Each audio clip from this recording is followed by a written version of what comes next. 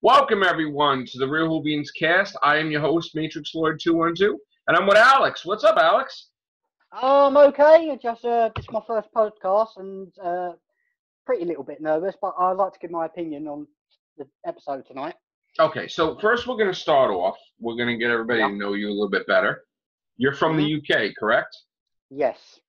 Okay. And how long have you been watching Doctor Who for? Vaguely, I remember when I was about 4 years old. Okay. The first episode I caught was Remembrance of the Daleks. Okay. But it was pretty phasey. But when I learned about videos and DVDs, that's when I started getting into it. Okay. So what are you, in your 30s, right? 34, yeah. Okay.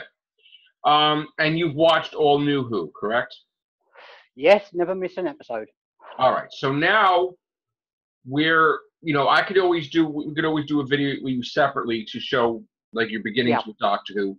I want this episode to focus on KERBLAM because that's what that's what, yeah. You say KERBLAM, I say big, huge nuclear explosion going off. Right. So let's get into that. Basically, when you went into the episode, what was your expectations? Something different. Something that would just amaze me. Okay. Have you been amazed so far this season? No, I've been bored. Okay. But you felt probably like I did, oh, this episode's got to be the one. This episode's got to be better. I could say it could be the one, but as you said in one of your podcasts ages ago, there's no spirit to it anymore. It's just, I don't know. It's just Chibnall's completely mucked the entire thing up. There's nothing, no spirit like Stephen Moffat, no spirit like Russell T Davis. It's just boring as anything. It's robotic, emotionless. It's like, I work at a job. My job is to write Doctor Who. Here is Doctor Who. It's like not even like, hey man, I got this episode for you. It's like, here is your episode of robotic, basically, emotionless, bland, plain. Yeah.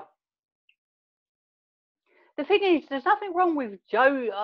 Jodie's all right to a certain point, but I think she should have watched the entire history of Who before she took on. I agree. Before she started, but he said no. But she has now, which when the next season we have, she'll know basically a lot more than she did. Yeah, series 12 is going to be a long wait and a long boredom. After I might have to watch other programs just to keep it. Well, actually, I might have to watch the classics just to keep my, interest in Doctor Who. Yeah. What did you think? Why don't you go into detail? I mean, what did you like about the episode? It could be the stupidest thing, like the Fez or whatever. It doesn't, I like the old references back to the previous series, like the Fez. Also, she mentioned John Pertwee's hand grip. I can't remember the name for it. The keto, right? And that's it. And the Agatha Christie. Oh yeah, that time. I told you the time I met Agatha Christie. I would love to see Agatha Christie to come back. Right. That would be a great adventure, but no, it's in the hands of Chibnall, who can't be bothered to write anything properly. Was it me or did the episode really went nowhere? Like, there was no one villain. There were like two villains, really. The thing is, judging by the actors and actresses in it, not my forte. As in, they don't look villainy enough. There's no like proper secret agenda there for them. But it's like, to spoil the episode, it's like KERBLAM asked for the Doctor's help because this guy was trying to sabotage KERBLAM. But yet they killed like the people, the robots. So it's like, that kind of really doesn't make sense. And the guy, I mean, see, the way I said it, I don't know if you saw the last cast I did by myself, which was a little while ago. Yeah, I did watch it. The guy had one idea when he wrote it, and then he changed the whole thing in the end to make it that Charlie's the bad guy. Like, it's a totally different person. My own opinion is I think Chibnall interfered. Yeah, right? Yeah, I think he interfered. He read the script and he goes, no. He's the bad guy. Yeah. I think Chibnall's interfered in it, and I think, let's just say, they should have gave this guy the full reins and then, like, said, yeah, do this episode, but not have Chibnall interfere. Was Chibnall's name on it, though? No, but he is script editor. I got it. He's script editor, and the thing is, when you're editing scripts, some parts you take out and some parts you put in by your own means. Mm.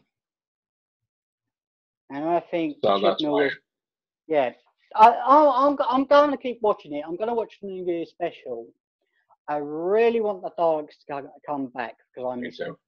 And I think Nick Briggs needs to get his job back. Do you think? Let me ask you a question. Being that we just met. Yep. How long have you watched the Real Whovians Cast?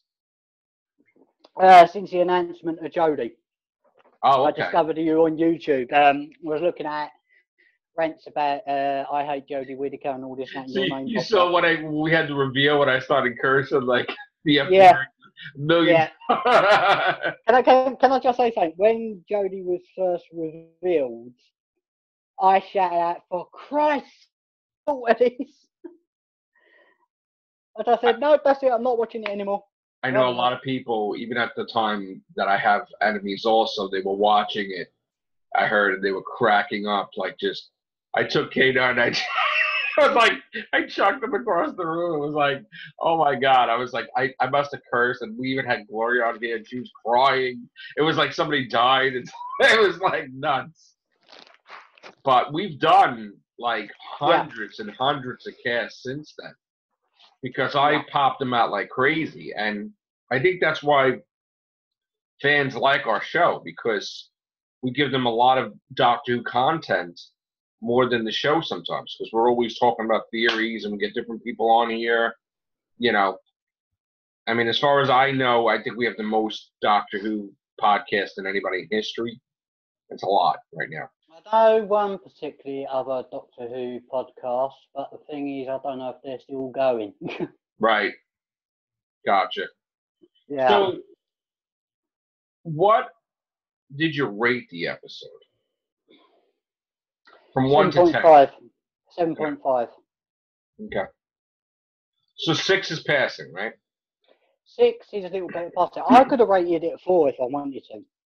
Yeah, I rated it. What I rated 3? Yeah, I was done with it. Really.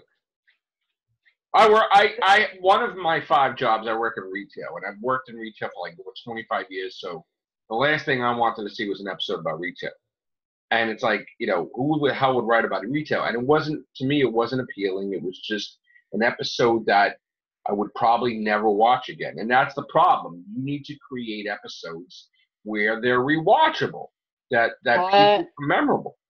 Yeah, I read on a website saying they're really taking a dig at Amazon. That's why I said it's Amazon in space. That's what I was calling it, basically. Yeah, they've really taken a dig at Amazon. What has Amazon done? I know they, well, I can't really mention it, but the thing is, what is it? Just base most of Doctor Who episodes on real events now? There's nothing fantasy or science fiction-y about it anymore. It's just he's keeping her safe from all the threats, which I don't understand why he would do that, you know, like just throw her out there and have her face the Daleks and the Cybermen and everybody. The Cybermen... Anybody. I think that's from the Cybermen I've always loved. And them against Jodie, now that would be interesting. I mean, I love that finale so much, I put it on a mug with the, you know, the Master.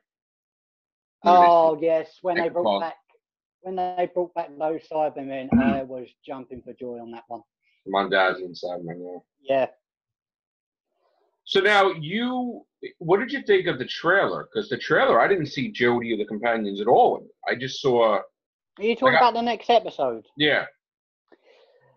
Yeah, that's. I've got to rewatch that trailer again because That was weird. I watched it. Yeah, it's just the thing is, it was only a small thing, but it wasn't a long trailer. Right, we didn't even see the doctor or the companions. I just saw this guy, the witches. I was like, wait, what?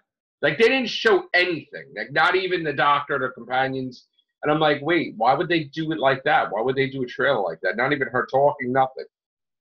Yeah. Yeah. It was odd. I found that odd. I know. I know it's Alan Cummings, and you're going to focus on Alan Cummings, but, like, Jesus. Oh, fuck. It's called Doctor Who. I mean, come on now. Here's a question. How much are they paying Alan Cummings a lot just to be in it? Oh. A lot. That's the budget gone then.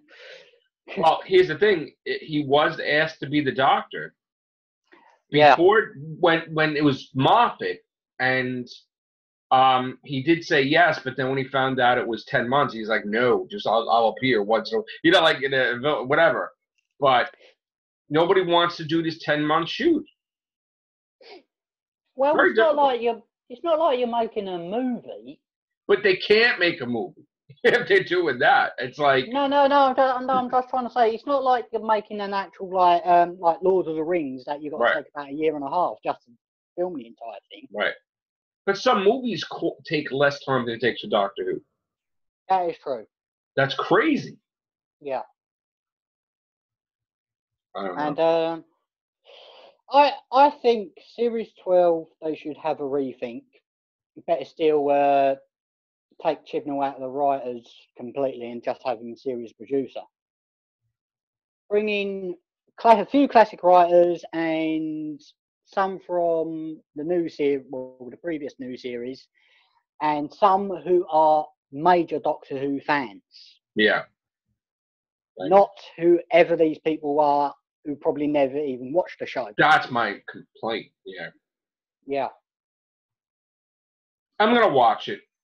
I've watched it since I was 5, so it's that's not gonna change. But I'm not going to rewatch KERBLAM. I'm going to wait until the next episode because I've got it all on my Sky Plus and some I'll rewatch. Some I won't.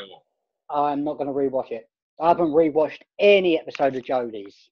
I've tried. The only ones I've rewatched so far is the classics and Peter Capaldi. I have to because we do the casts, and sometimes I'm like I want to make sure I know word for word what they say, so I can be accurate. But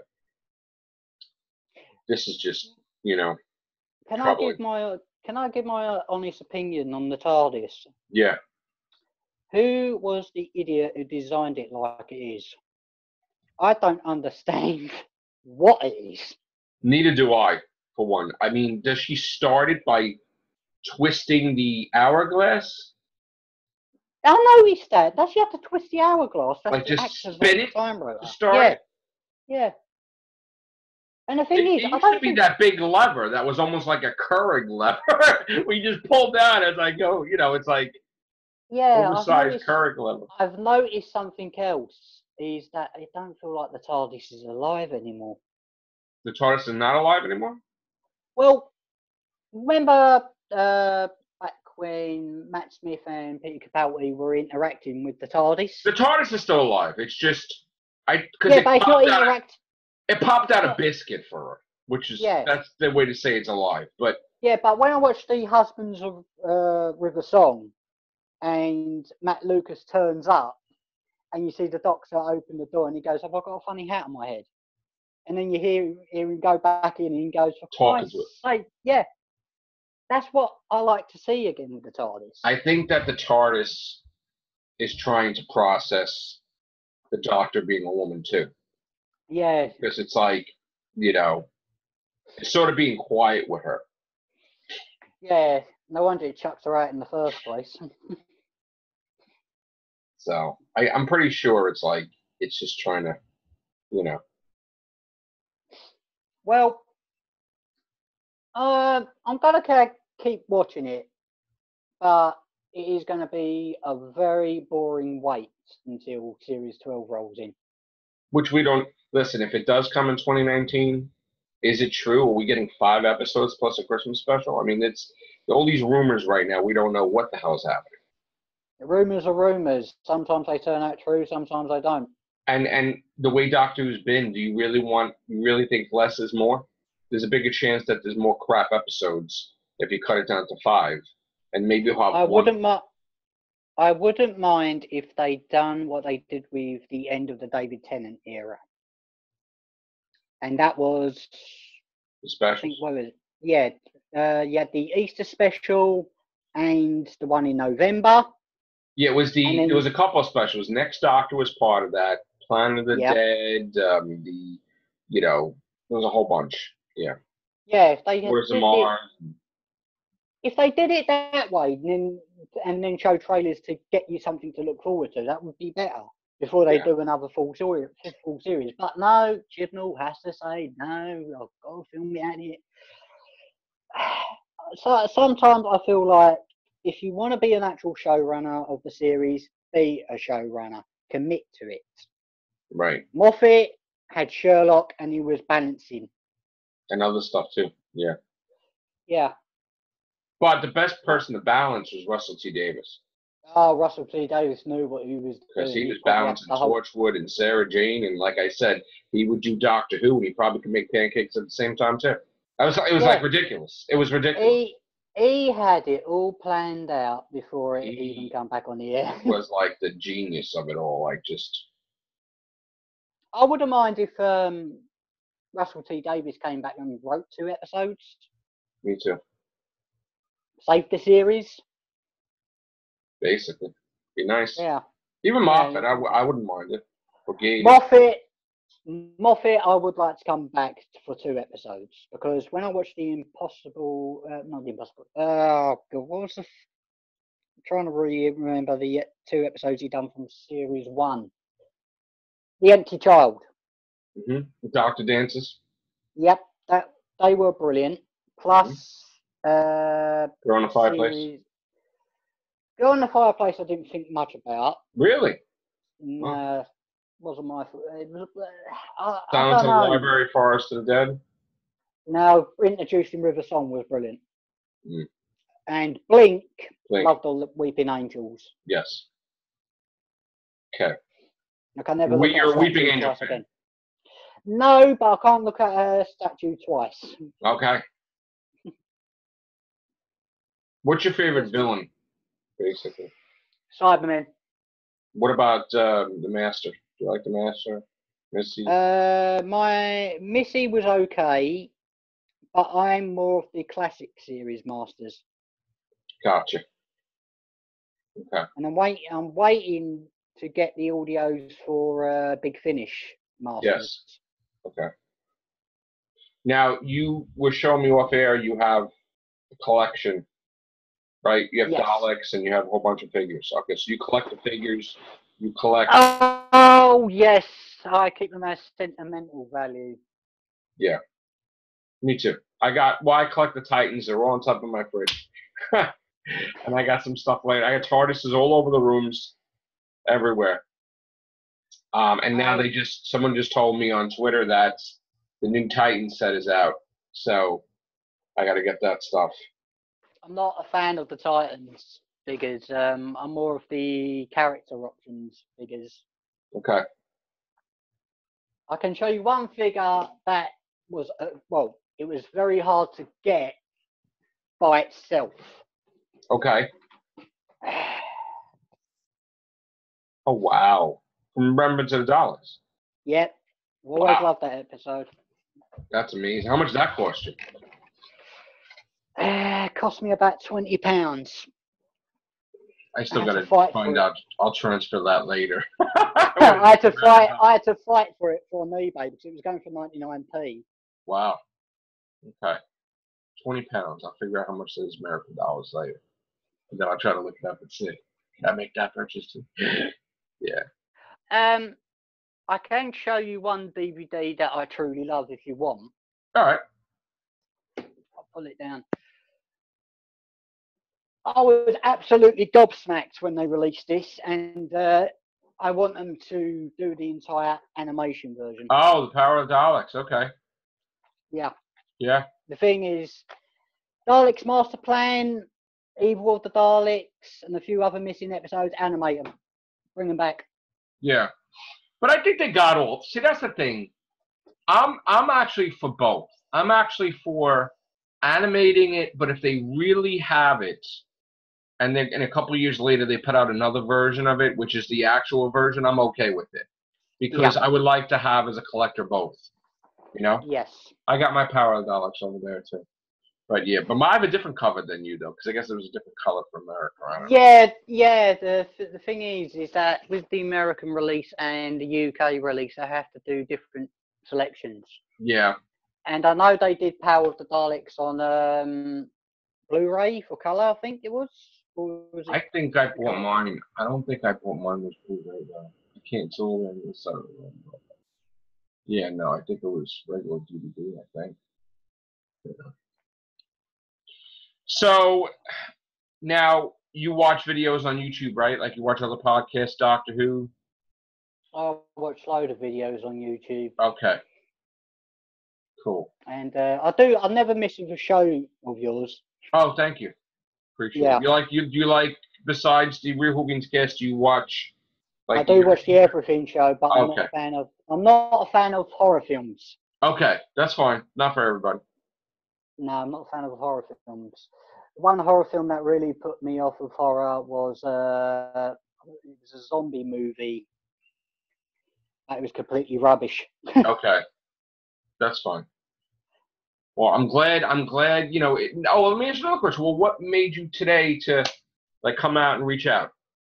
You interacted with the Real Whovians Cast Interactive, right? I've been meaning to do this for such a long time.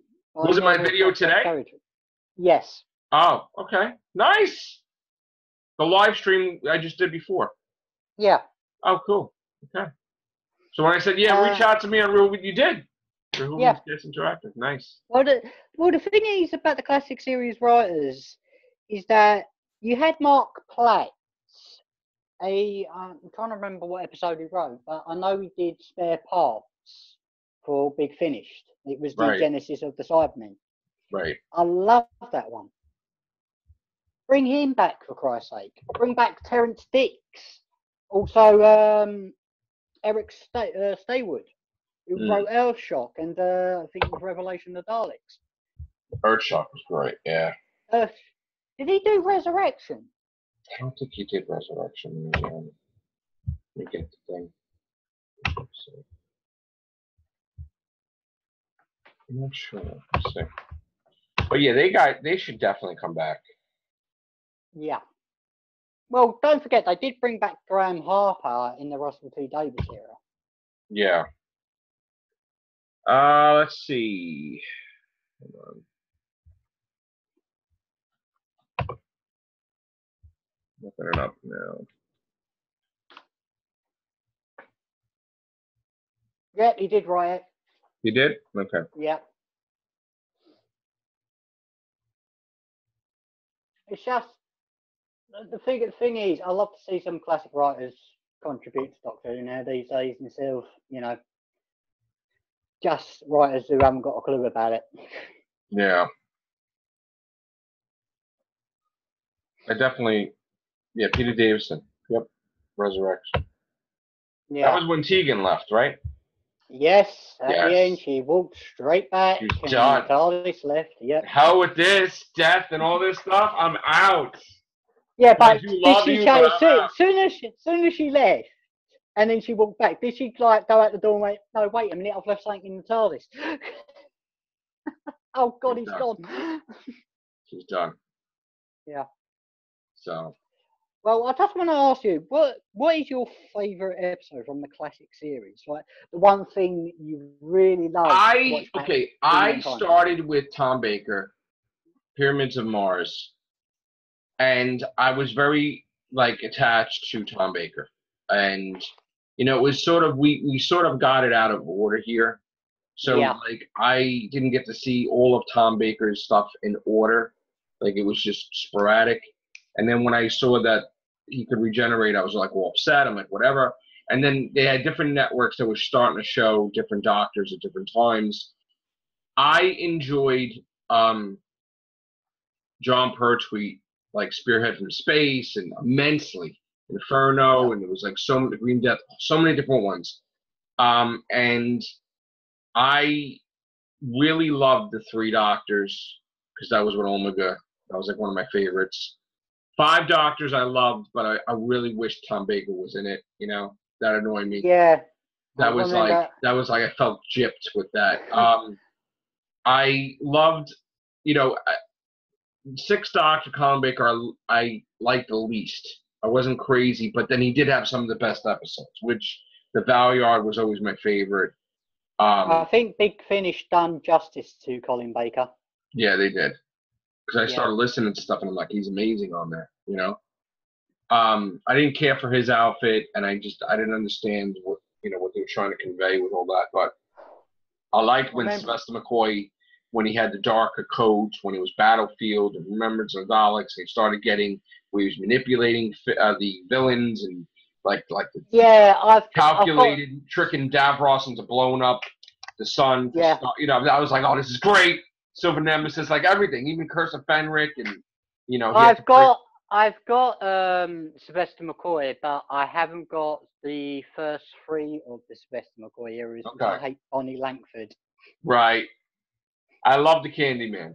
He's my favorite. The Candyman was brilliant. Everybody's favorite. He never bring back.